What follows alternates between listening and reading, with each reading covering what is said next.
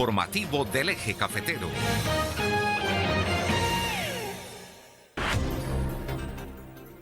Las 9 de la mañana, 1 minuto, son las 9 de la mañana, 1 minuto. Aquí continuamos en el informativo del Eje Cafetero en esta mañana, invitándoles para que sigan en sintonía a través del canal de televisión online Risaralda TV, en redes sociales para Colombia y el mundo, a través de la emisora Qué Buena 92.1 FM, para que nos llamen si quieren participar también de la entrevista siguiente, de la sección siguiente mejor.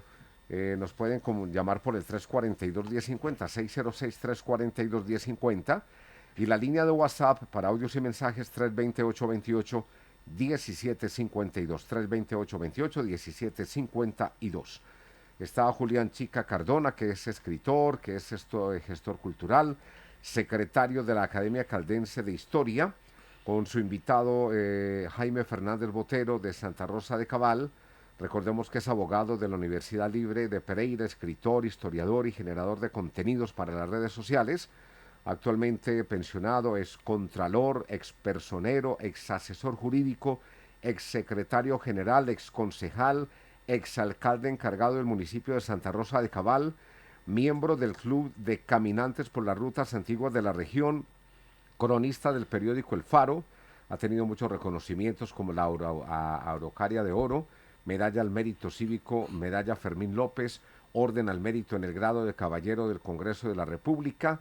La Biblioteca Confamiliar de Santa Rosa de Cabal lleva su nombre también. Así que bienvenidos, saludos, y los dejo para que hablen hoy de ese tema interesante que tienen también para tocar a toda nuestra audiencia aquí en el informativo del Eje Cafetero. Bienvenido, buenos días, doctor Jaime Fernández Botero.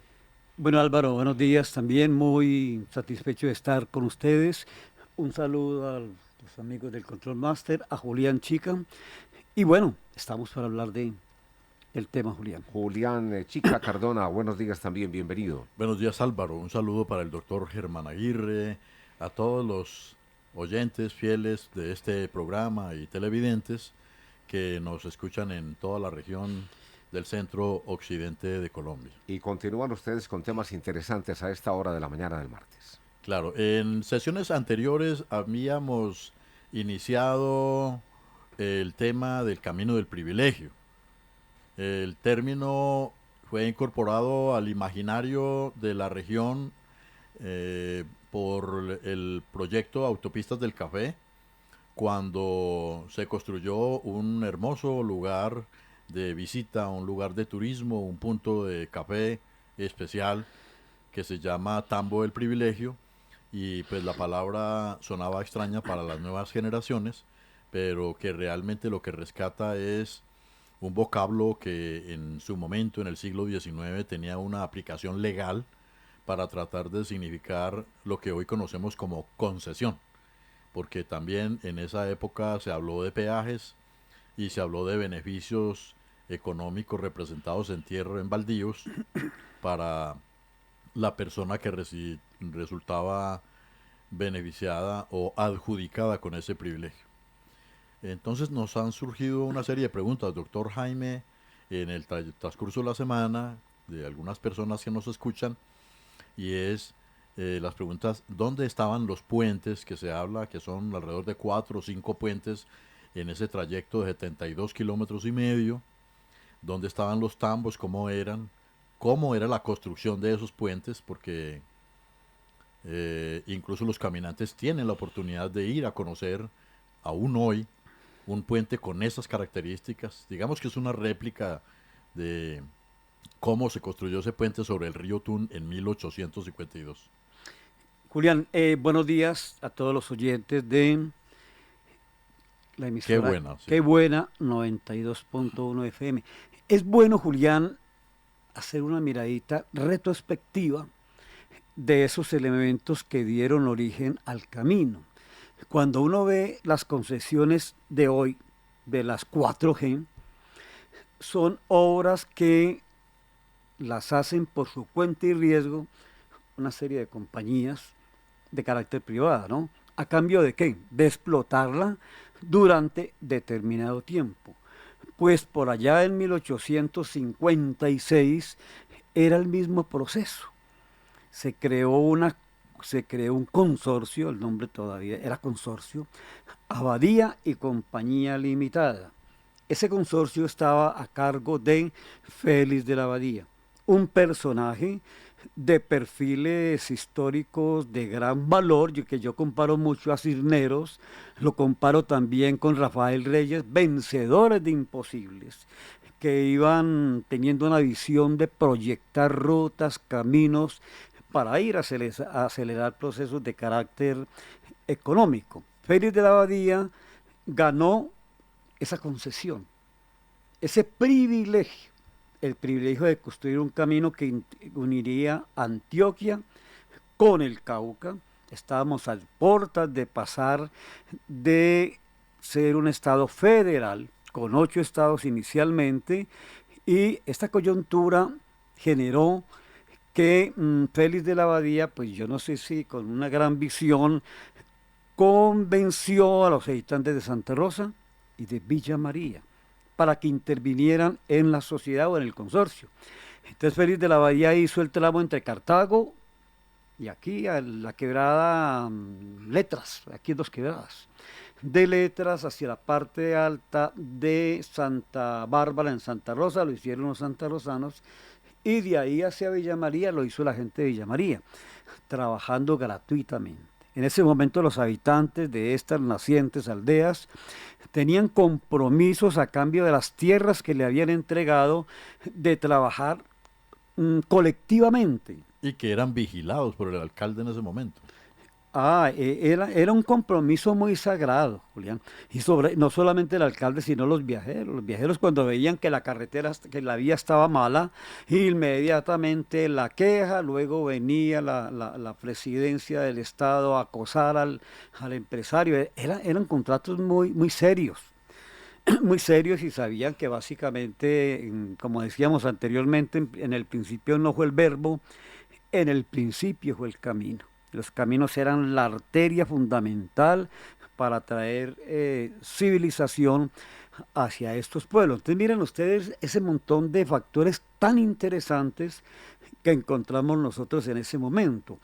Ese trabajo colectivo, Julián, de esos pueblos nuestros como Villa María, como Santa Rosa, y que posteriormente lo tuvo Pereira con todas esas obras cívicas que dieron lugar a la construcción de la Villa Olímpica y de tanta obra maravillosa que generaba, que estaba marcando que en los el aeropuerto, el aeropuerto, y que estaba marcando que los orígenes de nuestros pueblos fue colectivo, solidario, y que ese trabajo colectivo generó una población unida e integrada por una serie de relaciones de confianza. Entonces, cuando usted cuenta eso, alguien le dice, eso es leyenda rosa, el hombre siempre fue lobo para el hombre. Pues la verdad es que no. El origen de nuestros pueblos, que no lo hemos reivindicado, fue colectivo. Hasta tanto que había una figura muy bonita, muy exótica, que no he visto que haya sido tratada suficientemente por los historiadores, llamado la fianza para guardar la paz.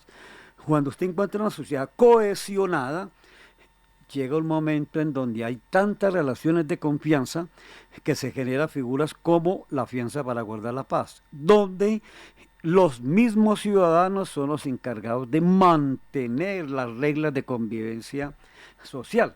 Y el alcalde veía que 2 ciudadanos se iban a enfrentar porque se habían tomado sus aguardienticos, los mandaba a llamar y cada uno tenía que venir con un fiador. Usted tenía que ir a decirle a un vecino. Algo así como un padrino. Algo. Padrino. Pero ese padrino tenía que firmar una fianza y se comprometía que la persona que estaba avalando no iba a transgredir la norma ni iba a agredir a la otra persona, el otro también tenía su fiador. Y si la transgredía, quien pagaba no era el agresor, sino quien pagaba la fianza. Es increíble que en más de, yo diría que 20, 22, 30 años que estuvo funcionando, nadie violó esa fianza. Y ahí es donde usted encuentra la razón de ser de alguien que a veces se burlan de personas, cuando usted decía que mi abuelo o mi padre decía que la palabra era una escritura pública, donde ellos tenían el la palabra empeñada. la palabra. Esas condiciones colectivas, solidarias, que dieron origen a nuestros pueblos, Julián, marcaron durante mucho tiempo una sociedad cohesionada que tenía algo más interesante, que habían recibido pequeña y mediana propiedad. Es decir, tenían lo que sueña un campesino, ser dueños de su propio destino. Y ahí es donde comienzan ellos ya la contraprestación por toda esa parte de construir con sus propias manos el patrimonio público, los puentes, los caminos, y ahí es donde entonces Félix de la Abadía, valiéndose de estas condiciones que generaron los orígenes de nuestro pueblo, se unieron con Villa María y Santa Rosa y el mismo Félix de la Abadía y construyeron el camino del privilegio. La usted me habla de las construcciones de los puentes. Los puentes básicamente, como la ruta iba hasta Cartago, es bueno decir que lo que se buscaba con el camino era integrar Antioquia con el río Cauca. Era todo un sistema en su momento de caminos que todos estuvieran conectados con una gran arteria de carácter fluvial.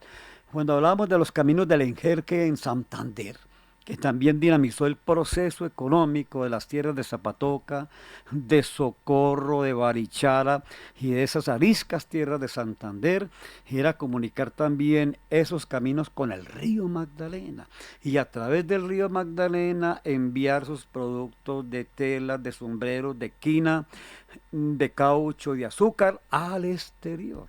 Y de una vez también traer esa mercancía producto de libre cambio que venía sin impuestos, sin aranceles, generando entonces un dinamismo de carácter económico, todo a través de estas vías, Julián. Entonces los puentes que aquí veía uno, estaba el puente sobre el río Otón. Ese ya sabemos que arrancó en 1852, que eran convites de los mismos ciudadanos encabezados inicialmente por el cura, que en esos momentos era un líder, diría yo, natural. En esa época habían líderes naturales. Y ebanista también. Y era un hombre muy versátil. Muy amigo de las huacas. Ahí había quejas de que si hace 8 días, 10 días que no se presenta el cura a la misa y estaba por allá buscando huacas, pero también era un elemento que con un caballo iba a buscar a sus feligreses esparcidos por todos estos puntos cardinales, inclusive aquí como tenemos aquí a Dos Quebradas, lo que estamos viendo era un territorio en su momento de una gran envergadura. Entonces ese río Otún, de madera fina labrada, una técnica de carácter especial donde básicamente no existía la puntilla ni estas partes y se hacía con base en empates de una manera muy precisa. Es ahora que estuvimos en Santander viendo la forma cómo se construía, cómo se trabajaba la madera sin ningún tipo de puntillas, pues es una zona. ¿Y con qué clase de herramientas? También hay que mirar el tema de las herramientas. Claro, con qué clase de herramientas. Y nota uno que pasaron 100, 200, como estuvimos viendo en Santander, y ahí están las portadas. Y ahí están los empates de una manera precisa y la técnica, es decir, es algo que sobrecoge y que es muy bueno decirle a los jóvenes de ahora que le den una mirada retrospectiva a la historia, que la historia no empezó con ellos, que antes hubo una serie de elementos que pensaron en un futuro, en direccionar esas nacientes poblaciones hacia mejores logros, y en torno a eso hay gestas de sacrificio, de integración, de unión y sobre todo, algo que no hemos revaluado nosotros, Julián, nuestros pueblos tuvieron un origen colectivo. Y un origen colectivo porque simplemente le entregaban su territorio y producían para la subsistencia. Era muy poco el excedente. Y eso hacía que el concepto de egoísmo, de atesoramiento, no estaba dentro de sus prioridades. Por ejemplo, la sociedad era tan interesante que se hacían las rifas. Usted iba a rifar una vaca. Las famosas cantarillas. Las cantarillas, una palabra hasta muy bonita, hombre, que concitaba toda una ciudadanía. Y dentro de las alcantarillas estaba la rifa, por ejemplo, de una vaca. Pero resulta que el alcalde no permitía que las boletas que se emitieran, sumados todo el valor, superaran el valor del bien que se iba a rifar. Ahí está marcando la esencia de una época donde el concepto de lucro pues era completamente accesorio. Y ahí está marcando también lo que decíamos ahora, esa integración solidaria con relaciones de confianza que se vinieron a romper por ahí empezando el siglo XX, cuando ya la gente empezó a incumplir su promesa y ya se rompió la fianza para guardar la paz, para pasar a otro proceso que permitiera pues, seguir ya los cambios. Ya pasábamos a la etapa del egoísmo, dejábamos lo colectivo para estar en esa etapa donde hoy estamos viviendo, el primero yo, el segundo yo, o cómo vamos ahí, vaya usted a saber. El mundo suntuario, en que si usted tiene un vehículo, ya está mirando otro mejor y ya quiere desecharlo y se convirtió en una cultura de lo desechable. El consumismo, empezar a despreciar las cosas. la apariencia, el abolengo y una serie de circunstancias que yo diría que son quiméricas, engañosas, porque el ser humano debe tener otras metas mucho más, digamos, altruistas desde el punto de vista espiritual, pero fue eso lo que perdimos con estas nuevas realidades, Julián. Entonces, puente allá sobre el río Tuna. Ese puente fue tan importante que fue la primera renta que tuvieron estas poblaciones. Ellos cuando venían a establecerse pensaban en el templo, era un pueblo religioso de origen antioqueño, algo ineludible en esta cultura, y en la educación. Entonces, pensando en una renta, porque aquí no había forma de comerciar, el pueblo más cercano era Tago, por la parte del Cauca, y Neira, que apenas estaba despuntando en 1843 en la parte de Antioquia.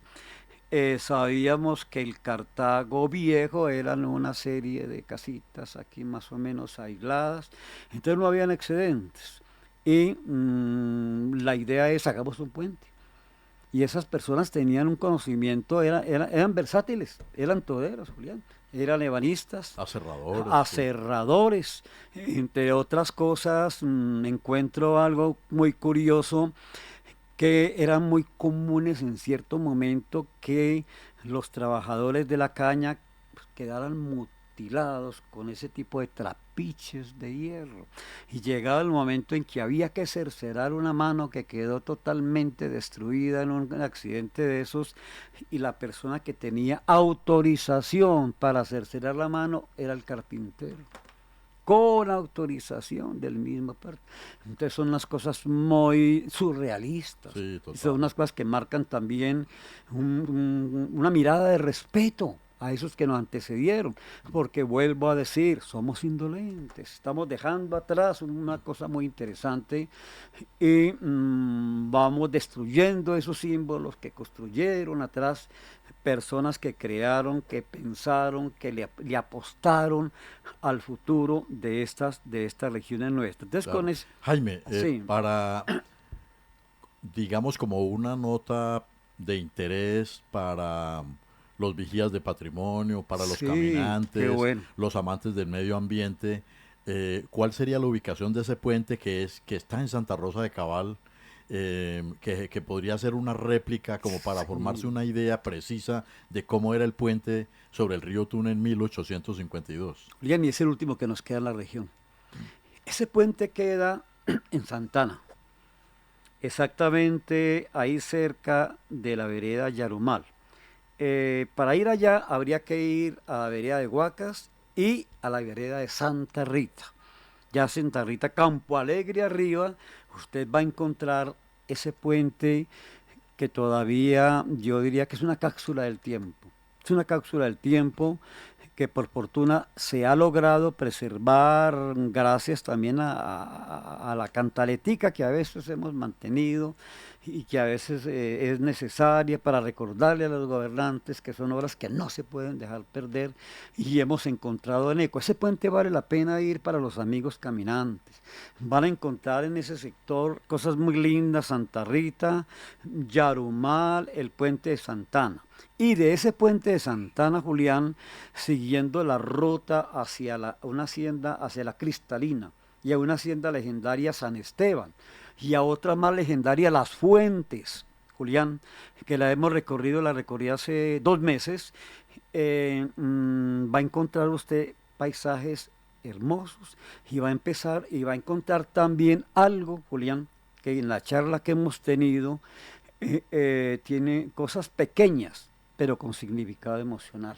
Ahí en ese recorrido entre ese puente y la ruta a Las Fuentes, que se la recomiendo, porque ahí hay una cascada imponente, emocionante, tan excitante, diría yo, como el Chorro de Don Lolo, posiblemente más difícil, con un grado más extenso el recorrido. Sí, menos accesible, claro. Pero para un caminante joven, enamorado de la naturaleza, va a encontrar algo muy lindo. Allá va a encontrar a usted un anfitrión justo, Pastor Aguirre, que está dispuesto a guiarlos, que les va a dar acá unos refrigerios a unos precios pues muy cómodos y que podrían establecer con él un contacto para hacer una serie de correrías y una cascada maravillosa. Y allá en esa ruta, volviendo a algo que me va a servir a mí como para recordar, pequeños símbolos con valor emocional, Julián. Y por ejemplo, encontrar allá en las grietas de las peñas una pequeña imagen religiosa, una pequeña imagen muy simbólica, y en torno a la imagen va a encontrar usted monedas y velas. La primera imagen, cuando yo estuve por allá, me pareció un rito vudú. Esto, monedas y velas, ¿esto qué es?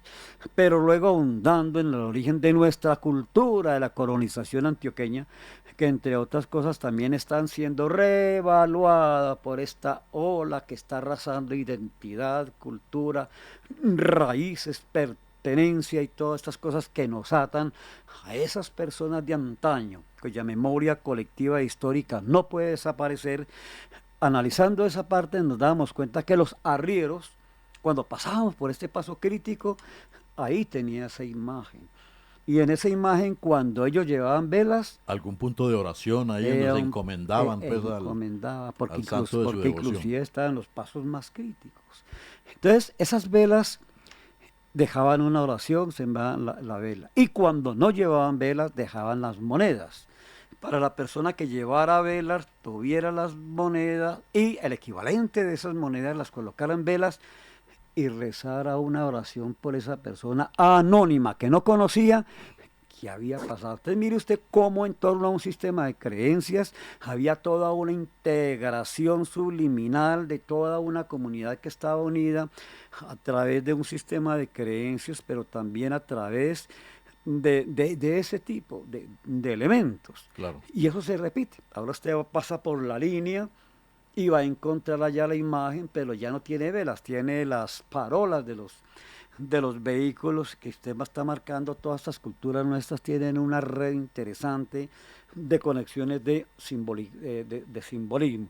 Pues bien, Julián, hay ese puente que usted me comenta, que nos recuerda aquí, ese que se hizo en 1852, donde trabajaron colectivamente esos primeros habitantes de este sector, pues lo encontramos allá, en la vereda de Santana, y que sería muy interesante que también los amigos caminantes van a encontrar allá en Las Fuentes algo que es apasionante. Y me sirve también, Julián, para, si quieren, para abundar más en este tipo de charlas, tengo una página en YouTube, Jaime Fernández Botero.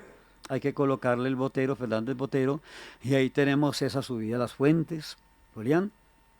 Ahí tenemos la ruta del camino del privilegio.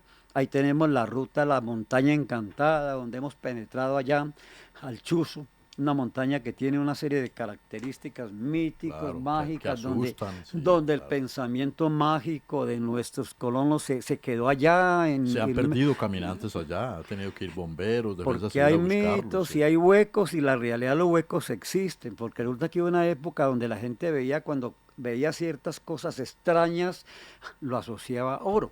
Entonces se iban a cavar huecos profundos buscando el oro. Y en este momento ahí están los huecos. Y muchas veces allá se iba el perro del cazador o se iba el cazador, pero bueno, eran partes sobre eso. Claro. Y caminos y puentes, luego el puente sobre el río San Eugenio, Julián. Luego el puente sobre el río Campo Alegre. Entonces eran más o menos las quejas que tenían allá los viajeros, las partes más sensibles y que hacía parte del compromiso del empresario para mantener el camino en buen estado, porque a pesar de recibieron una concesión por 50 y pico de años y la contraprestación era mantener el camino en buen estado. Lo interesante de ese desafío de construir los puentes era que además de escoger y sopesar bien la calidad del lugar donde iban a poner los estribos, es que tenían que tener un juego de piamigos de soporte y por la parte debajo de la capa de rodadura, pero además de las barandas y toda la protección que tenían que tener los puentes, llevaban techo, eran como construir una iglesia, pues, eran como construir hacer una obra muy grande, que perdurara y que el techo se encargaran de garantizar la durabilidad de los materiales, Sí. porque era muy lluviosa la zona. ¿Sabe qué me duele a mí, Julián, de este tipo de cambios tan violentos que estamos viviendo, que están arrasando nuestra historia? Esos techos, esos puentes, cada palo de ese puente tenía un nombre. El rey, el príncipe, tasajera, Sí. y un glosario que se ha ido perdiendo y que qué bueno que apareciera estos jóvenes de ahora. Vamos a recuperar ese glosario y vamos a ver qué papel cumplía, porque cada uno de ese tipo de elementos estructurados estaba cumpliendo una ley física Pues, muy sencilla, por totalmente, decirlo, sí. pero que básicamente le estaba garantizando la supervivencia de una obra que estaba sometida a todo tipo de inclemencias del tiempo, superar avalanchas, superar ventiscas, y era algo pues muy interesante y muy importante. Total pues que esa parte de la otra son los tambos, Julián, que cada el camino tenía 72 kilómetros y comunicaba ya la parte de Villa María y la parte de Antioquia con el río Cauca. Ya el viajero continuaba con su carga por el río Cauca hasta Cali, y ya posteriormente ya vino el tren, entonces pues estas cosas fueron cambiando, pero fueron verdaderas obras de un gran valor, donde la importancia se hicieron trabajando colectivamente por los comunitarios. En cambio los de Santander sí fue un empresario. Claro que a Félix de la Abadía le dieron tierras también por esa concesión, ¿no? Casi las mismas fanegadas hectáreas se las dieron a Bongel, que allá en Santander, que entre otras cosas la historia de esos alemanes es muy triste, porque al final pues vinieron una serie de circunstancias que algún día tocaremos esas Sí, en un historias próximo tan programa hablaremos de interesantes, eso. Julián. ¿Qué es lo importante, Julián? ¿Qué hemos visto? Hemos visto que como caminantes están cerrando los caminos y con una actitud casi peligro, perros bravos, Sí, pase bajo su feudal, sí. Y sin embargo esos son bienes de uso público, De la fueron nación. construidos por la misma comunidad, es patrimonio de carácter público, y en eso sería muy interesante una mirada hacia la parte y empezar a hacer un censo, no de los caminos de Santa Rosa, sino de los quebradas de Santa Rosa y de los pueblos de Risaralda, Sí, o un mucho. inventario. Y como hicieron en Santander, una ordenanza donde por lo menos establecen la lista de estos caminos, las referencias, las características, el valor histórico, el valor ambiental, la parte pintoresca, mediante una ordenanza. Ya posteriormente se puede pasar a otra etapa donde se puede vincular a la nación, donde logremos demostrar que son caminos que tuvieron una incidencia muy importante para dinamizar procesos de carácter económico, y si los de Santander lo cumplieron, el del privilegio sí que lo cumplió, porque usted ya bien lo decía, por ahí entró la civilización. Qué bien. Entonces quedamos listos para una próxima sesión. Continuamos con este tema y muchas gracias a nuestros oyentes por estar ahí atentos en este conversatorio de historia de la ciudad. Bueno, Julián Chica Cardona, secretario de la Academia Caldense de Historia, y el doctor Jaime Fernández Botero, abogado, escritor, historiador, generador de contenidos para redes sociales. Gracias, un feliz día. Con mucho gusto, gracias. 9 de la mañana, 31 minutos, vamos a la pausa, regresamos con la información deportiva.